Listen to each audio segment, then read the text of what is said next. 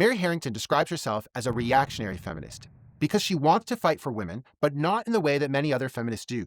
For example, she is quite critical of how the proliferation of casual sex has hurt women.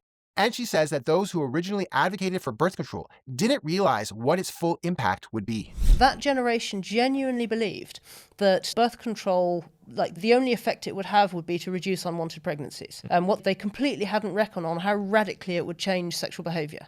It never crossed anybody's mind to think that once you have quote-unquote safe sex, people are going to have a lot more of it. Everyone just assumed everything else would stay the same. There would just be fewer accidental pregnancies. And otherwise, sexual norms would stay more or less stable. And that just really wasn't what happened. Instead, there was such an explosion in casual sex, essentially, because people could. As it turned out, what had been keeping a lid on everybody's rampant horniness was the fact that there was a real material risk of pregnancy. And yes, there were some unwanted pregnancies, but on the whole, the fact that it was a real material risk and there were really stringent social controls on it had more or less kept a lid on it. Harrington's views are interesting because, although she isn't particularly religious, her criticisms of casual sex and the sexual revolution aligns quite closely with those who hold to a biblical worldview.